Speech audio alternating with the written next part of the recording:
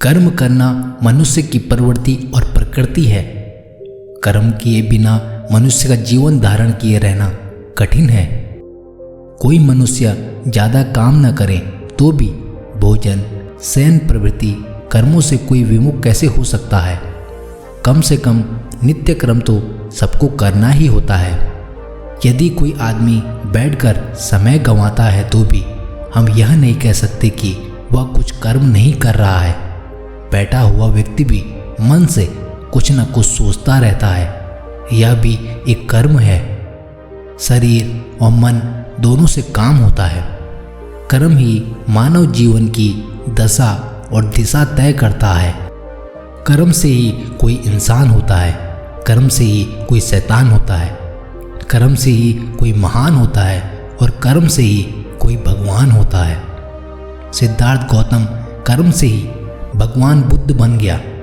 इसलिए तुलसीदास ने लिखा, कर्म प्रधान विश्व करी राखा, जो जस करे सो तस फल चाखा। यानी हमारे जीवन के सुख दुख लाभ हानि सब कर्म के अधीन है। हमें अपने जीवन में हमेशा कुछ न कुछ कर्म करना चाहिए। आइए आपको एक कहानी के माध्यम से समझाते हैं। एक बार ज्योतिषियों ने खबर दी कि 7 साल तक पानी नहीं बरसेगा। एक मामूली किसान ने हल बक्कर उठाकर घर में रख दिए कि जब वर्षा ही नहीं होगी तो फिर खेत क्यों जोतना। 3 दिन घर में खाली बैठे बैठे वह उब गया। सोचा कि अगर 7 साल तक खेत में जुताई नहीं की तो कहीं हल बक्कर चलाना ही ना भूल जाऊं। यह सोचकर उस किसान ने हल बक्कर उठाया और खेत जोतने लगा। वह खुश था कि पानी बरसे ना बरसे, लेकिन मैं अपना काम करता रहूं तो कम से कम खेती का अभ्यास तो बना रहेगा। यही सोचते सोचते जब वह खेत जोत रहा था तभी आसमान में एक बदली दिखाई दी। अभी तक ऐसी अनेक बदलियां बिना बरसे ही निकल चुकी थी। इसलिए उस किसान ने अब बदलियों की ओर आंख उठाकर देखना भी बंद कर दिया था। लेकिन बदली ने तो किसान को ही पुकार लिया। उसने कहा, अरे वो मूर्ख, तूने सुना नहीं कि 7 साल तक पानी नहीं बरसेगा? क्या तू इस भविष्यवाणी से अनजान है? क्या कर रहा है यह? हम बरसने वाले नहीं हैं। बदली की बात किसान ने सुनी। उसने कहा, बहन, मैं बैठे बैठे घबरा गया था। सोचा कि अपना कृषि कर्म करूं। कहीं ऐसा न हो कि मैं खेती करना ही भूल जाऊं। पानी बरसे या न बरसे, हल बक्कर चलाना तो याद रखना है। कहीं भूल ना जाऊं 7 साल में। बदली चकित रह गई। ये किसान क्या कह रहा है? कहीं मैं भी बरसना ना भूल जाऊं 7 साल में। बदली को लगा कि किसान ठीक कह रहा है। सबको अपना अपना काम करते रहना चाहिए। और फिर उसके बाद वह बरसने लगी और किसान ने कुछ ही समय बाद अपनी फसल काटी और आनंद से अपना जीवन जीने लगा।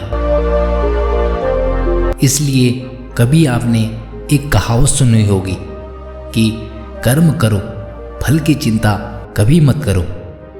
क्या ठीक कहा है किसी ने कि कर्म करो, फल की चिंता मत करो?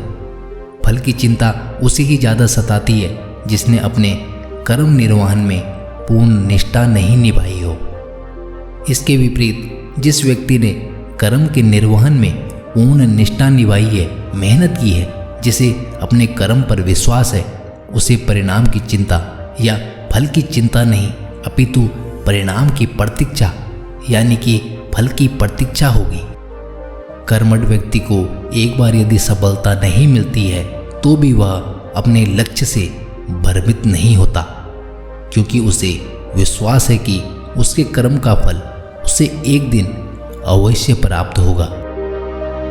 एक विद्यार्थी जिसने बहुत मेहनत से परीक्षा की तैयारी की, वह परीक्षा देकर चिंता नहीं करेगा बल्कि परिणाम का इंतजार करेगा।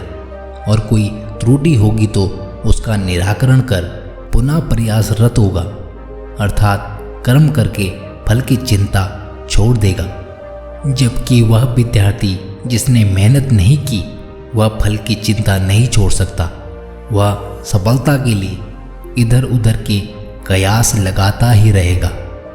इसलिए यह कहावत वही चरितार्थ होती है जहाँ पूर्ण निष्ठा और लगन से मेहनत की जाती है। इसलिए आपको अपने कर्मों का फल एक ना एक दिन मिलना ही है। कर्म के पीछे फल तो परछाई के समान पीछे लगा रहता है। आज नहीं तो कल फल जरूर मिलेगा। धन्यवाद।